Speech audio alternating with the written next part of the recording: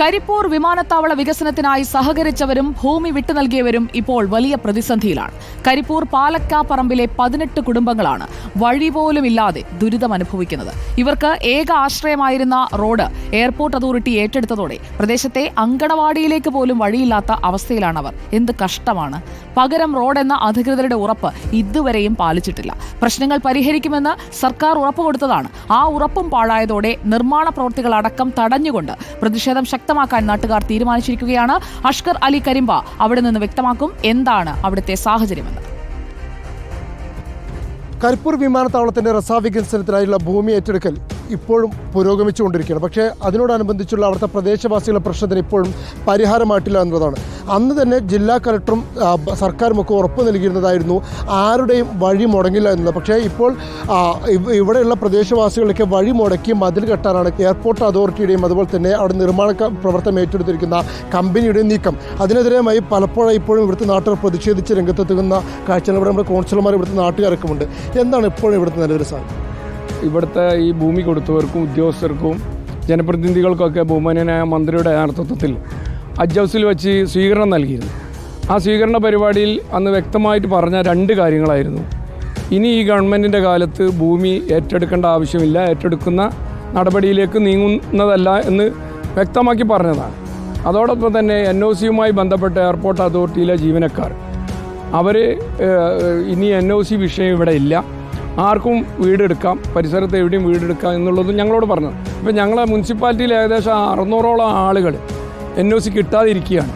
അപ്പോൾ ഇത് വലിയ പ്രയാസത്തിലേക്കാണ് കാര്യങ്ങൾ പോകുന്നത്. കാരണം PMAY വീട്, സാധാരണക്കാരൻ്റെ വീട്, ഇതൊന്നും വീടെടുക്കാൻ പറ്റാത്തൊരു സ്ഥിതിയിലേക്കാണ് നാട് പോകുന്നത്. ഇവിടെ ഇപ്പോൾ ഞാൻ ഈ നിൽക്കുന്ന സ്ഥലത്ത് ഏകദേശം 15ഓളം കുടുംബങ്ങളാണ് താമസിക്കുന്നത്. അതുപോലെ തന്നെ ഒരു അംഗനവാടി ഇവിടെ പ്രവർത്തിക്കുന്നുണ്ട്. ഇവിടേക്കുള്ള ഏക ആശ്രയം എന്ന് പറയുന്നത് ഞാൻ ഈ നിൽക്കുന്ന ഈ കാണുന്ന വഴിയാണ്. എന്നാൽ ഇവിടുത്തെ നിലവിലെ സാഹചര്യം ഈ വഴിയാണ് ഇപ്പോൾ എയർപോർട്ട് അതോറിറ്റി മതിൽ കെട്ടി കൊട്ടി അടയ്ക്കാൻ പോകുന്നത്. ഈ സമീപത്തുകൂടെ മറ്റൊരു വഴി ഇവർക്ക് ഒരുക്കി നൽകാമെന്നുള്ള എയർപോർട്ട് അതോറിറ്റിയുടെയും അതുപോലെ തന്നെ സർക്കാരിൻ്റെയും ഉറപ്പ് മറികടന്നുകൊണ്ടാണ് ഇപ്പോൾ എയർപോർട്ട് അതോറിറ്റി ഈ വഴി പൂർണ്ണമായും കൊട്ടി അടയ്ക്കുന്നത്. 50 സെൻറ്റിലാണ് ഇവിടെ 10 വീടുകൾ. 50 സെൻറ്റ്. അതായത് വലിയൊരു ബോഴ്സ പണക്കാരൊന്നും പടല്ല, വേറെ 5 സെൻറ്റ് വാങ്ങാനും കഴിയില്ല. അങ്ങനത്തെ 10 വീട്ടുകാരെ ഈ 50 സെൻറ്റിലാണ് 10 വീട്ടുകാർ. അപ്പോൾ ആ 5 സെൻറ്റാണുള്ളത്. അപ്പോൾ ഇങ്ങനത്തെ ആൾക്കാർക്ക് ഈ വൈദ്യുതി നഷ്ടപ്പെട്ട് അവരെന്ത് ചെയ്യും? പക്ഷേ ഞങ്ങൾ ശക്തനായിട്ട് നേരിടും. മരിക്കാൻ വരെ ഈ 15 വീട്ടുകാരും തയ്യാറാണ്. ഈ റോഡ് ആശ്രയിച്ചിട്ടാണ് ഈ 10-14 പെരക്കാർ ഇവിടെ നിൽക്കണേ.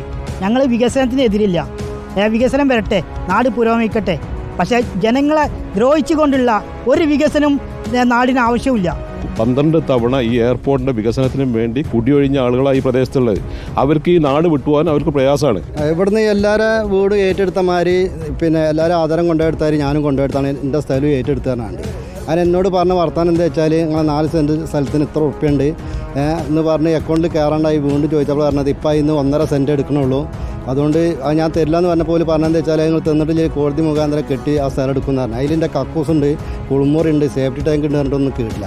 അപ്പോൾ അതൊക്കെ ഒരു പൊളിച്ചിട്ടിട്ട് പെട്ടെന്ന് റോഡ് കയറുമെന്ന് പറഞ്ഞിട്ട് ഇപ്പോൾ ഒരു 5 മാസം കഴിഞ്ഞു. സ്വന്തം വീട്ടിലേക്ക് വേണ്ടി വഴിക്ക് വേണ്ടി ഇത്ര പ്രതിഷേധിക്കേണ്ട ഒരു അവസ്ഥയിലേക്ക് എത്തുന്നതാണ് അവസ്ഥ. മാത്രമല്ല വീട് വിട്ടുകൊടുത്ത ആളുകൾ മറുഭാഗത്തിൽ തൊട്ടടുത്ത് മറ്റൊരു വീട് നിർമ്മിക്കുമ്പോൾ അവർക്ക് NOC പോലും നൽകാതെ അതിൻ്റെ പേരിൽ അവർക്കൊരു വീട് നിർമ്മിക്കാൻ കഴിയാത്തൊരു സാഹചര്യം, അഥവാ അവർ തെരുവിലേക്ക് ഇറക്കപ്പെടുന്ന അവസ്ഥ എന്ന് വേണമെങ്കിൽ പറയാൻ കഴിയും. അത്തരമൊരു ദയനീയ സാഹചര്യത്തിലേക്ക് ഇവിടുത്തെ പ്രദേശവാസികൾ തള്ളിവിടുന്നു എന്നുള്ളതാണ് നാട്ടുകാർ ചൂണ്ടിക്കാണിക്കുന്നത്. വീഡിയോ ജേർണലിസ്റ്റ് ഉണ്ണിത്തൂബൂരിനൊപ്പം reporter Ashkar Ali Karimba, in reporter, Malappuram.